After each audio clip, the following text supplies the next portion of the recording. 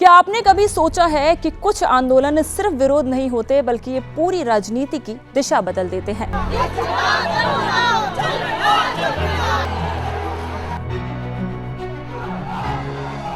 शुरुआत में ये भले मामूली दिखें, लेकिन जैसे जैसे आग बढ़ती है ये तय कर देते हैं कि मुख्यमंत्री के तख्त पर आखिर कौन बैठने वाला है। कुछ इसी तरह शायद ममता बनर्जी की भी किस्मत लिखी गई।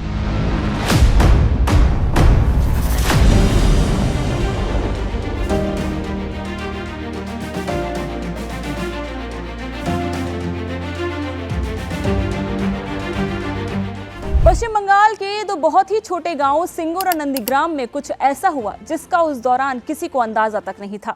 देश के नक्शे में ये दोनों ही जगह भले छोटी हों, लेकिन यहाँ हुई घटनाओं ने पूरे देश का ध्यान अपनी ओर खींचा था। ये वो आंदोलन थे जिन्होंने ऑल इंडिया तृणमूल कांग्रेस को जमीन पर वो ताकत और जन समर्थन दिया जिसने आगे चलकर सत्ता परिवर्तन की नींव रखी। और इसी के साथ एक मजबूत विपक्षी चेहरा बनकर उभरी दीदी यानी कि ममता बनर्जी।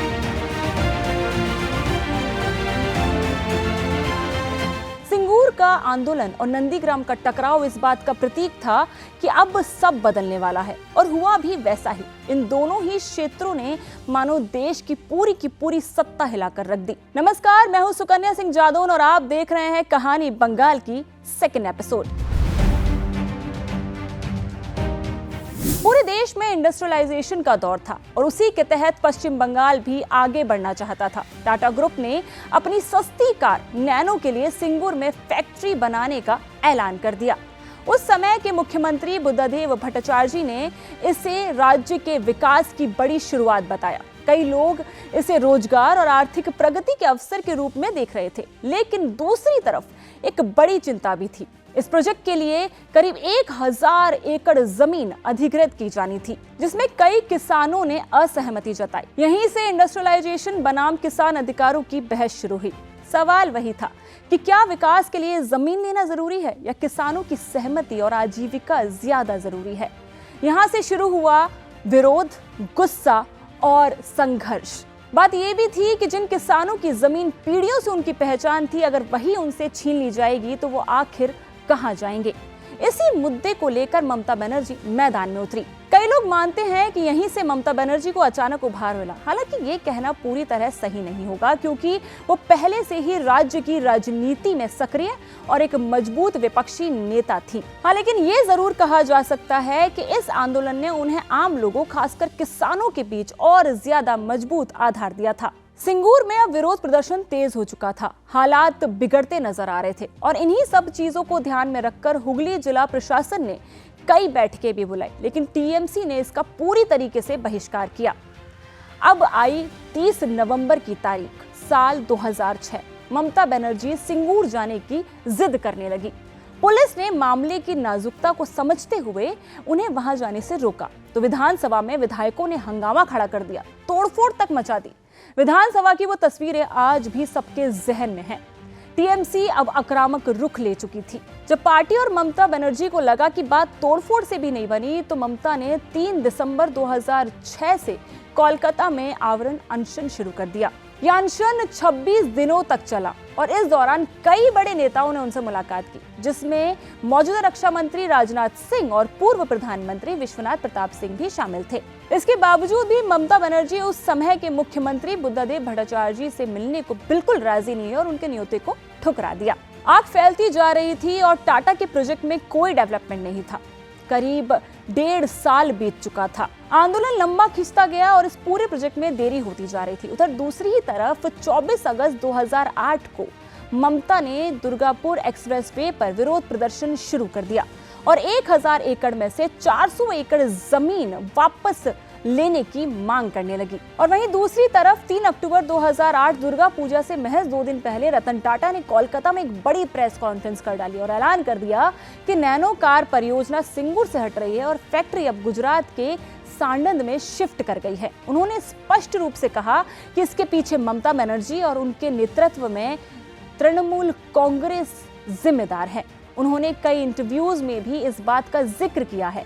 हालांकि एक लंबी कानूनी लड़ाई के बाद 31 अगस्त 2016 को सुप्रीम कोर्ट ने जमीन किसानों को लौटाने का आदेश दिया और धीरे धीरे ये जमीन फिर से किसानों के पास जाने लगी और वो फिर से खेती करने लगे।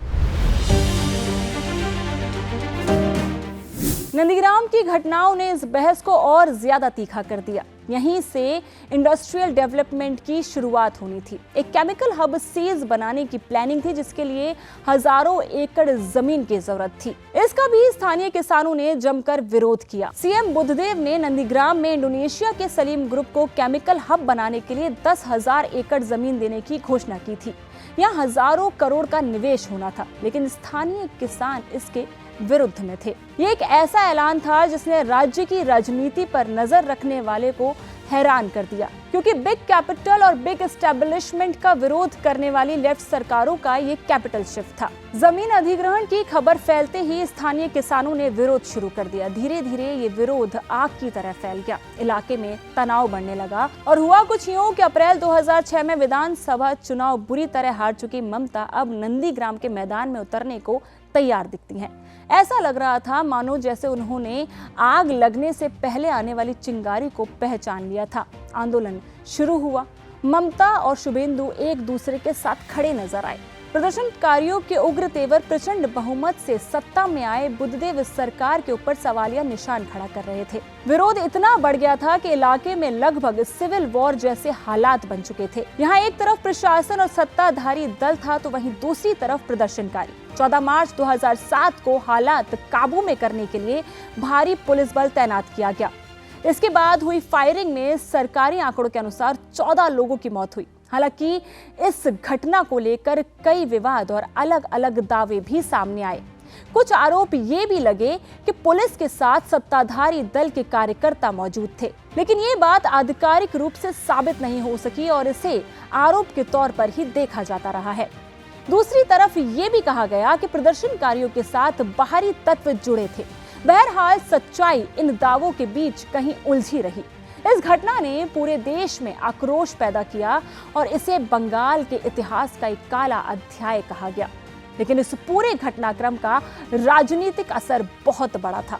नंदीग्राम आंदोलन ने ममता बनर्जी को एक मजबूत जन नेता के रूप में स्थापित कर दिया था और यही वो मोड़ था जिसने आगे चलकर 34 साल पुरानी वाम सरकार के पतन की नींव रखी। इस तरह सिंगूर और नंदीग्राम सिर्फ दो जगहों के नाम नहीं रहे, ये वो मोड़ बन गए जहां से बंगाल की राजनीति ने नई दिशा ली थी, जहां विकास और अधिकारों की बहस ने सत्ता का चेहरा तक बदल दिया। हम ऐसे और भी बंगाल से जुड़ी कहानियां आपके लिए लाते रहेंगे। जुड़े रहिए हमारे साथ।